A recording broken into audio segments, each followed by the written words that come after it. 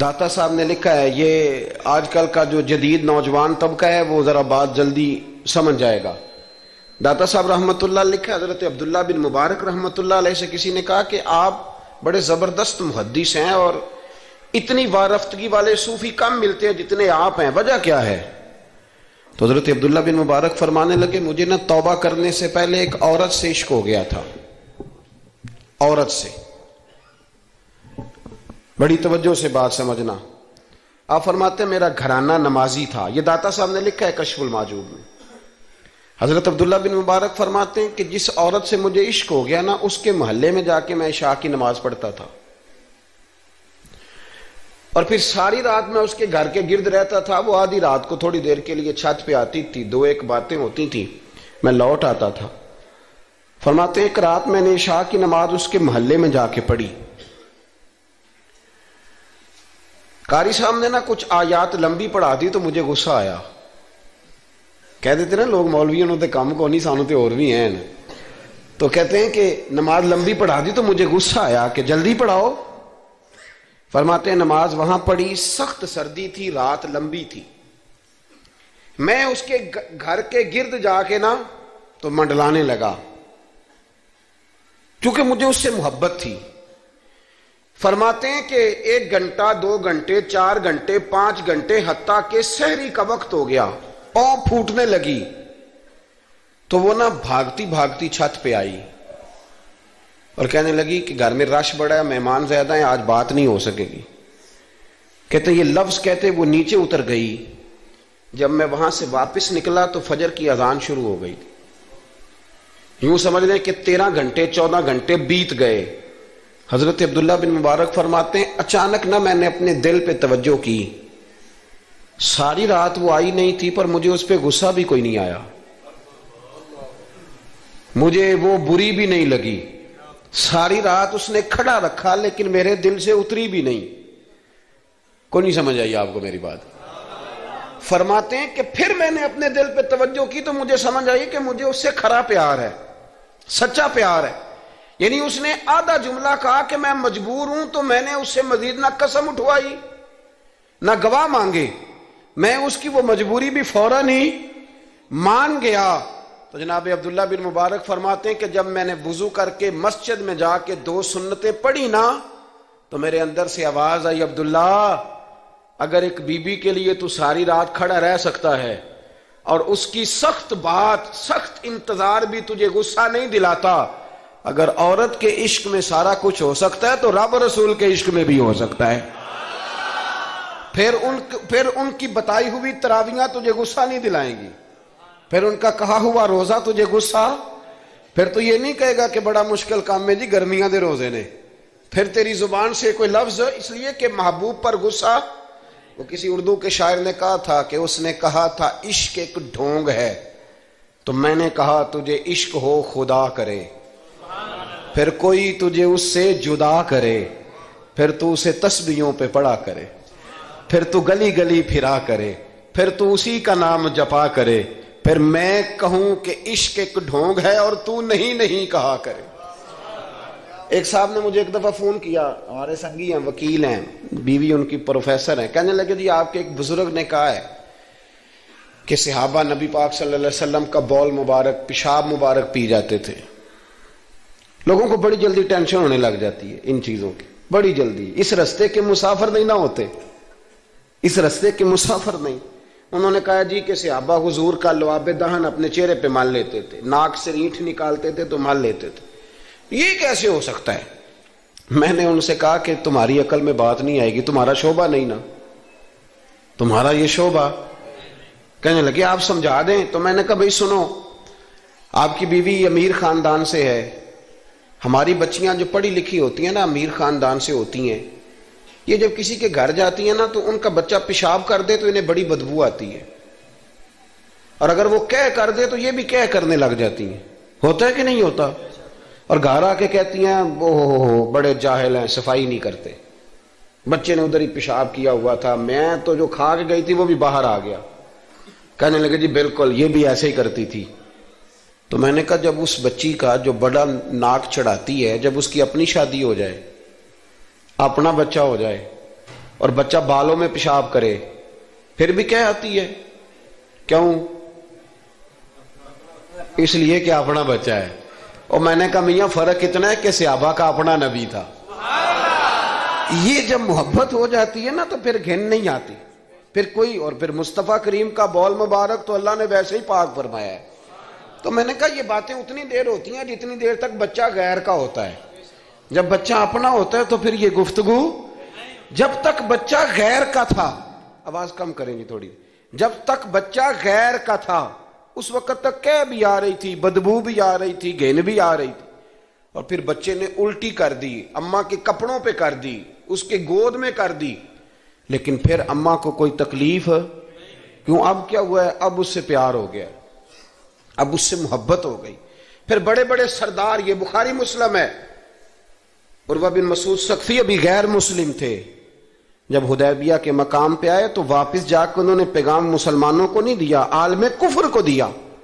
عالم کفر کو جا کے کہنے لگے کافرو مسلمانوں سے کبھی جنگ نہ کرنا. کہا کیوں؟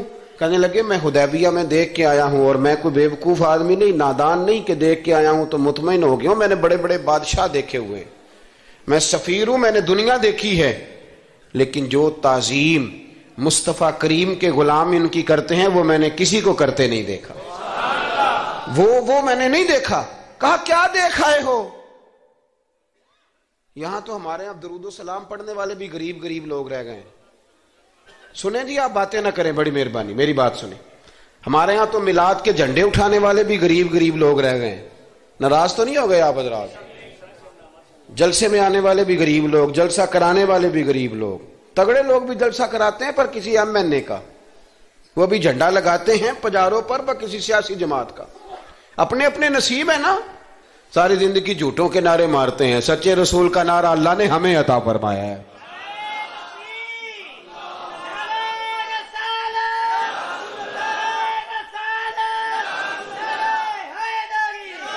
مقام توجہ اللہ آپ کو سنیں.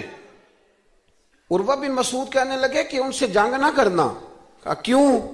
کہنے لگے یار میں نے بھی زمانہ دیکھا ہے پر میں عجیب ہی نظام دیکھ کے آیا ہوں کہ نبی پاک صلی اللہ تعالی وسلم نے وضو کیا ہے, کلی کے لیے پانی منہ میں ڈالا, اور جب وہ پانی واپس نکلا ہے نا تو میں نے دیکھا ہے صحابہ نے ہاتھ آگے کر دیے.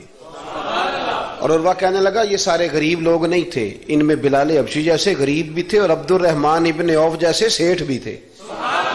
اور میں نے دیکھا ہے کہ جب نبی پاک علیہ السلام نے ریٹھ مبارک نکالی ہے تو میں نے ابو بکر صدیق جیسے دانشوروں کو لائن میں کھڑے دیکھا ہے. میں نے عمر فاروق رضی اللہ تعالیٰ عنہ جیسے مضبوط اعصاب کے لوگ, مضبوط قوت فیصلہ رکھنے والے, ان لوگوں کو میں نے لائنوں میں کھڑے دیکھا ہے. اور میں نے علی المرتضیٰ جیسے شیر کو لائن میں کھڑے دیکھا ہے. میں شیروں کو دیکھ کے آیا ہوں جو لائنوں میں کھڑے ہیں, اور خواہش یہ ہے کہ حضور کی کلی کے پانی کا ایک قطرہ مل جائے, قطرہ. اور یار میں نے عجیب رنگ دیکھا ہے, عجیب. آج تو میری جماعت کا یہ حال ہوا ہے کہ جعلی پیروں پہ تنقید کرتے کرتے لوگوں نے اصلیوں کا ادب بھی چھوڑ دیا ہے. اب تو یہ حال ہوا ہے کہ یہاں درد والی سوز والی مجالس میں بھی یوں لگتا ہے محفل نہیں میلہ ہے. کہاں گئے آنسو, کہاں گیا درد, کہاں گیا ادب, کہاں گیا سوز, کہاں گئی وہ کیفیات. عروہ بن مسعود کہنے لگے خبردار ان سے جنگ نہ کرنا, اس لیے کہ جو اپنے مصطفیٰ سے اتنا پیار کرتے ہیں وہ دین کا جھنڈا کبھی زمین پہ نہیں گرنے دیں گے. آپ لوگ اپنی اپنی جگہ پہ بیٹھیں جی, آپ پیسے لے کے نہ آئیے گا. اور ایک مسئلہ شرعی اور یاد رکھ لیں, بات سامنے آ گئی, کبھی کسی نعت خواں کو پیسے دینے ہو تو نابالغ بچے کے ہاتھ کبھی نہ بھیجیں, یہ جائز ہی نہیں شرعن. پتہ ہے آپ کو مسئلے کا؟ نابالغ بچہ کوئی چیز کسی کو دے تو اس سے لینا جائز ہی نہیں, وہ خوشی سے بھی دے تب بھی لینا جائز نہیں. جب تک وہ بالغ نہیں تب تک وہ دے سکتا ہی نہیں. اس مسئلے کو ہمیشہ ذہن کے اندر رکھیں. سمجھ آ رہی ہے میری بات کی؟ نہیں کوئی نہیں, آپ نے سمجھا نہیں بات کو, سمجھتے تو ہاں نہ کرتے. نابالغ بچے کو کبھی پیسے دے کے نہیں اٹھائیں, اس لیے کہ جائز نہیں اس کے ہاتھوں سے لینا, جائز نہیں. ورنہ مولانا دیدار علی شاہ صاحب رحمۃ اللہ علیہ اعلیٰ حضرت کے خلیفہ تھے, وہ کہتے ہیں مجھے کئی دفعہ میرے یاروں نے کہا تھا کہ اعلیٰ حضرت سے ملنے چلے, تو میں کہتا تھا میں خود سید ہوں, خود عالم ہوں, میں کیوں جاؤں کسی کے پاس. کہتا جس دن پہلے دن گیا نا تو ایک چھوٹا طالب علم کنویں پہ پانی نکال کے وضو کر رہا تھا, میں نے کنویں سے پانی میں نے سمجھا کہ ڈیوٹی، آپ کو پتا نا بڑی مصیبت ہوتی ہے طالب علموں کے حصے میں آئی ہوئی، سارے کام ان بیچاروں نے کرنے ہوتے ہیں، یعنی قدموں کے نیچے فرشتوں نے پارے بچھائے ہوتے ہیں اور کندھے کے اوپر کمیٹی والوں نے قربانی کی کھال رکھی ہوتی ہے، یہ طالب علموں کا عشر ہوتا ہے۔ تو وہ طالب علم بیچارہ پانی نکالا ہوا تھا، اس نے، سید صاحب کہتے ہیں میں وضو کرنے لگا نا، تو طالب علم کہنے لگا بابا جی پوچھ تو لو، پانی تو میرا ہے۔ میں نے سمجھا کہ شاید خدمت پہ معمور ہے، نمازیوں کو وضو کر، اس نے کہا پانی تو میرا ہے۔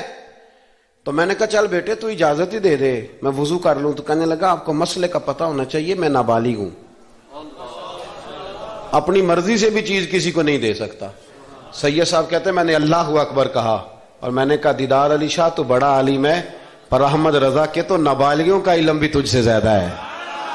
اس کرو مدح اہل دول رضا اور پڑے اس بلا میں میری بلا، میں تو گدا ہوں اپنے کریم کا، میرا دین پا رہا ہے نانے۔ آمدام برسر مطلب رسول پاک کی محبت یہ انسان کو سجاتی ہے، سنوارتی ہے، تکبر دور کرتی ہے، عاجزی پیدا کرتی ہے، یہ روح کا وضو کراتی ہے۔ جب حضور کی محبت میں لوگ روتے ہیں تو پھر انسان کا دل صاف ہو جاتا ہے۔ نبی پاک کی محبت انسان کو آداب کا پابند کرتی ہے، وہ نعت کے ساتھ وابستہ ہو جاتا ہے، مسجد کی صفائی کرنا اس کے لیے آسان ہو جاتا ہے۔ حضور سے محبت ہوتی ہے تو بہانے نہیں کرتا بندہ کہ اب میں رمضان سے نماز شروع کروں گا، حج کر کے آؤں گا تو نیک بنوں گا، داڑھی رکھوں گا تو لوگ کیا، پھر یہ بہانے ختم ہو جاتے ہیں، اس لیے کہ محبت عمل کرنا آسان کر دیتی، محبت آسانی پیدا کرتی۔ حضرت ابوبکر صدیق رضی اللہ تعالیٰ عنہ سے کسی نے پوچھا تھا کہ آپ سب سے زیادہ راضی کب ہوئے؟ حدیث بخاری مسلم میں بھی ہے، پر کنز المال سے عرض کر رہا ہوں، وہاں تفصیل زیادہ ہے۔ حضرت ابو درداء رضی اللہ تعالیٰ عنہ فرماتے ہیں کسی نے پوچھا راضی کب ہوئے؟ انسان بڑی دفعہ راضی ہوتا ہے نا، جب مسلمان ہوئے تھے تب بھی بڑے راضی ہوئے ہوں گے، جب اللہ نے بیٹا دیا تھا تب بھی بڑے راضی ہوئے ہوں گے، اور پھر اللہ نے انہیں امیر المومنین بنایا، یہ سارے وقت ہوتے ہیں نا خوشی کے۔ کہا راضی کب ہوئے؟ تو صدیق اکبر بیٹھ گئے، فرمانے لگا بتاتا ہوں۔ کہ بتائیے۔ فرمانے لگے اس دن بڑا ہی راضی ہوا تھا جس دن میں نبی پاک کو مکے سے مدینے لے کے جا رہا تھا صلی اللہ علیہ وسلم، میں بڑا راضی ہوا۔ کہا کس طرح؟ تو حضرت صدیق اکبر فرماتے ہیں جب ہم مکے سے مدینے جا رہے تھے تو گرمی زیادہ تھی، میں نے دیکھا کہ حضور کو پسینہ آ رہا ہے اور پسینے کے قطرے میں نے چہرے پر ٹپکتے دیکھے۔ فرماتے میں پریشان ہو گیا کہ کوئی ٹھنڈا سایہ ملے تو میں حضور کو تھوڑا آرام کراؤں۔ فرماتے ہیں دائیں بائیں دیکھا کوئی چیز نظر نہ آئی، ایک پہاڑ کی ڈھلان تھوڑی جھکی ہوئی تھی، میری نظر پڑی تو میں نے عرض کی یا رسول اللہ اگر اجازت دیں تو دیکھ آؤں؟ حضور نے فرمایا دیکھ لو۔ کہتے میں گیا اور اپنی پگڑی کھول کے میں نے اس جگہ کو صاف کیا، پھر میں نے وہاں اپنی چادر بچھائی، عرض کی حضور تھوڑی دیر آرام کر لیں۔ او بھائی یہاں لوگ کہتے ہیں تعلیمات کی بات کرو، نماز روزہ حج زکوٰۃ کی بات کرو، اور جب تک ذات سے پیار نہیں نہ ہوتا بندہ بات بھی نہیں مانتا۔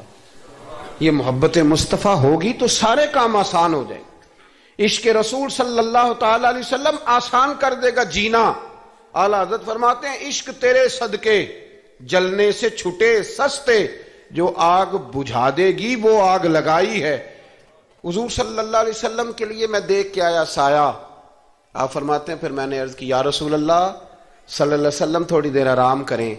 کہتے ہیں حضور لیٹ گئے تو میرے دل میں خیال آیا کہ کوئی ٹھنڈی چیز ملے نا تو مصطفیٰ کریم کو پیش کروں۔ کہتے ہیں دائیں بائیں دیکھا تو ایک چرواہا بکریاں چرا رہا تھا، اس سے میں نے کہا کہ دودھ دے دو گے تھوڑا سا؟ وہ کہنے لگا کہ اگر آپ ڈیرے پہ مانگتے تو 3 دینار، یہاں 4 دینار کا۔ آپ فرمانے لگے میں نے تو سوچا تھا تو بہت بڑی قیمت مانگے گا، صرف 4 دینار۔ کہتے ہیں اسی وقت دیا۔ میں نے اسے کہا کہ پانی کہاں ملے گا؟ ذرا دیکھنا، یہ صحابہ روایت کر رہے ہیں، محدثین قبول کر رہے ہیں، جرح و تعدیل کے بعد اپنی کتب میں لا رہے ہیں، اس کا مطلب ہے یہ بھی دین کی اصل ہے، اس کا مطلب ہے یہی بنیادی دین ہے جو ہمارے محدثین نے ہم تک پہنچایا۔ میرے رسول کریم علیہ السلام کے غلاموں، حضرت ابوبکر صدیق رضی اللہ تعالیٰ عنہ کہتے ہیں میں نے کہا کہ پانی کہاں ملے گا؟ وہ کہنے لگا پانی بڑی دور ہے۔ میں نے کہا کتنی دور ہے؟ کہنے لگے وہ پہاڑ کے پیچھے۔ میں نے کہا سفر نہ بتا، بس تو رستہ بتا۔ اس لیے کہ جب عشق سکھاتا ہے آداب خود آگاہی، پھر کھلتے ہیں غلاموں پہ اسرار شہنشاہی. بتا جانا کہاں ہے؟ حضرت ابو بکر صدیق رضی اللہ تعالیٰ عنہ کہتے اس نے کہا پہاڑی کے پیچھے کنواں ہے. آپ فرماتے میں دوڑا گیا لکڑی کے پیالے میں، وہاں سے پہلے میں نے ہاتھ دھوئے، پھر میں نے پیالہ دھویا، پھر پانی بھرا، پھر میں تیزی سے واپس آیا. آ کر کے میں نے اس چرواہے سے کہا یار اس طرح کرو، پہلے اپنے ہاتھ دھو لو، پھر بکری کے تھن دھو لو، پھر مجھے دودھ دھو دو. کہتے مجھے کہنے لگا بڑے صاف ستھرے لگتے ہو، بڑے نفیس ہو. اور میں نے کہا یار میری بات نہیں، جن کے لیے لے کے جانے انہیں اللہ نے بڑا پاک صاف پیدا فرمایا، جن کے لیے لے کے جانے ان کی بڑی شان ہے. جناب ابو بکر صدیق فرماتے ہیں